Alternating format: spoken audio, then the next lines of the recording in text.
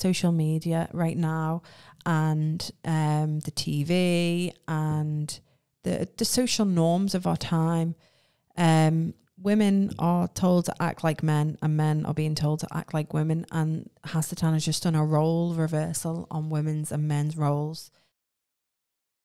Has there been a correlation between your role as a wife and as a mother, serving not only in those roles but in the fellowship as well?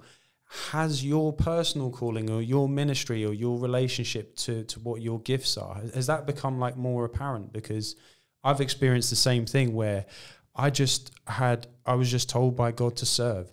Just serve wherever you can. Pick people up in the car, wash up, tidy up, like whatever you can do, just do it. And then over a period of time, things became more apparent, and here we are. So, yeah, how's that kind of gone for you? Yeah, service is absolutely huge, isn't it? It's like Yeshua was serving.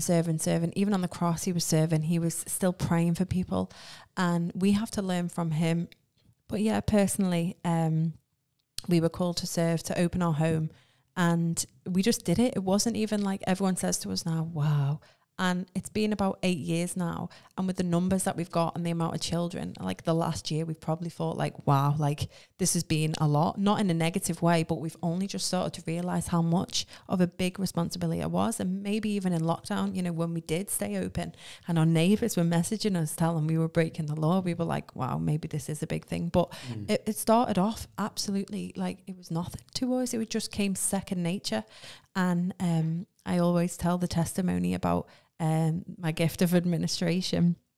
Again, I just plan stuff. It's just my skill, and the enemy wants me to plan holidays, plan trips, plan my next, I don't even know, like 10 years, 20 years. And it's like, no, I had to just stop and be present. And I organised a Sukkot, and it was brilliant. We went to South Wales. It was when there was a very small congregation.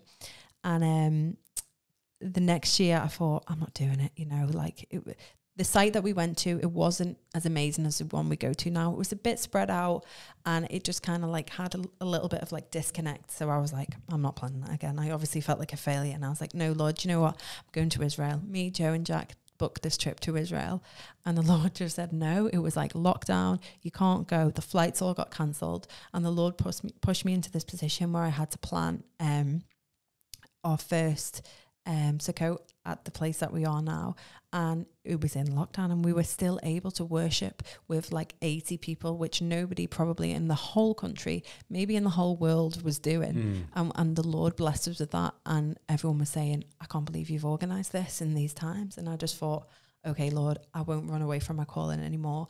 I will organise, I will do it, because that's obviously my gift. And from now on, every time I'm doing things, it just feels like a joy to do, and they just flow, you know. And just on that, I had a question last week with the boys where I was talking about how like Kenny was bringing a lot about the supernatural element of the faith, and I had a question around about like how, you know, it's easy to associate supernatural stuff with like evangelizing and teaching and all of these like prophetic, but like, have you like experienced genuine like miracles and like supernatural occurrences within like administration? Because it really doesn't get the credence it deserves. They're everywhere. It's like you'll have this big bill, you pray and you're like, I don't know how I'm going to pay this. The week before, it just comes in, the right amount of people are coming to this event, and he just provides all the time. And I've even stopped stressing about it now. I make jokes with people like, you haven't told me whether you're coming, but I know that you're going to come, and I know that you're going to pay on time. It's just going to be fine, isn't it? And they're just like, yeah. And you just, there is miracles that happen in administration. Look at like buildings, the work that we've done on the house to accommodate for the church. Like it was all a miracle, you know, it all fell into place. And it does take a bit of faith and action to get things done, you know. Even in the book of Acts, there was people selling their land for the church. Like that's all administration, isn't it? Making sure that they've got somewhere to worship. And God takes it serious, you know. Again, it's like any role, we have to do it with the right heart. If we're ever doing it with a grumbling heart or this, it just doesn't flow, you know. It's just not good. And I think that highlights the hands and feet of the body, isn't it? Because it's like, oh, what's my calling? What am I meant to do within the body? What's my gift? And sometimes we can maybe beat ourselves up about like what that actually looks like when you know, Joe touched on it last week about, you know, we're only as good as the other parts of the body. So no matter how small, how large, whatever your gifting is, whatever your act of service is, it's all, do all things for the glory of God, essentially. And I think if you can have that attitude, that no matter what, I think that's one of the elements of being present and practicing the presence. Yeah. Again, that can have like a almost mystical connotation, practicing the presence and being at one. It's like, no, do all things for the glory of God. And then before you know it, you're practicing the presence because you're bringing the kingdom in all that you do. And then next thing you know, you're walking in your gift. Brilliant. We'll rewind it back a little bit. We were talking about infiltration, the ways in which the enemy can come in, whether it be through social media, whether it be through false narratives. It felt as though you were going to go a little bit more deeper into that area of how the enemy can maybe manipulate or come into the scene. Yeah, I think one word that you said on that was discontent. And social media right now, and the TV and the social norms of our time. Women are told to act like men, and men are being told to act like women. And Hasatan has just done a role reversal on women's and men's roles. At the end of the Timothy scripture, which I just come back to all the time, if you've watched my testimony, I spoke about this one because this was literally me. Lovers of money, boasters, proud, and it goes on and says loads of things, without self-control, and headstrong and haughty, lovers of pleasure rather than lovers of God. And the word headstrong is just like, you get something in your head and you want to do it. And so many women right now are experiencing this, that they can get what they want when they want, whether it's partners, money, jobs, relationships. And ultimately, I don't believe that is the will of God. You know, I think women are called, they have so much wisdom, they have so much patience, and these are all spiritual, nurturing gifts that we've got from God. And they're being numbed down, and they're numbing our nurturing side, that we're just turning more like men, you know, working these strenuous jobs. You can do anything you want when you want. And ultimately, you're never going to be content. And you're never going to be content because there's always going to be a paycheck higher than you. There's always going to be the promotion. There's always going to be your boss to impress. There's always going to be work nights out. And there's just always going to be something that you are going to try and strive for more.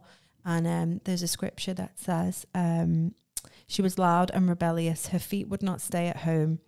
And it's talking in Psalm 7, and it's talking about the spirit of the harlot versus the spirit of the bride.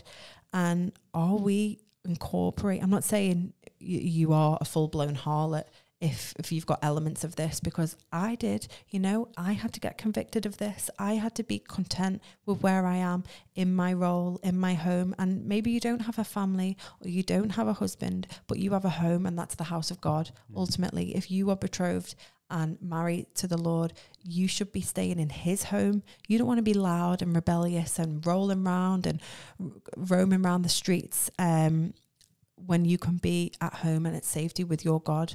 And what does that look like? If you've been blessed with a fellowship, then I believe that is the house of God. If we are opening and blessing the Sabbath day, we believe that the Lord dwells there, and we believe that he certainly dwells at his feasts. So they should be a priority in your life. And if the Sabbath and the feasts aren't a priority in your life, then what is? Is it work? Is it parties? Is it holidays?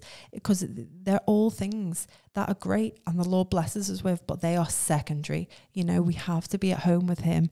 And if you have got a family and you are fantasizing of being out in the workforce or doing this, then I'm going to bring it to you that it's not the spirit of the bride, that it is the spirit of the harlot. You just have to stay at home and find peace in that situation, because your children need you. They are going to never need you like they've needed you now.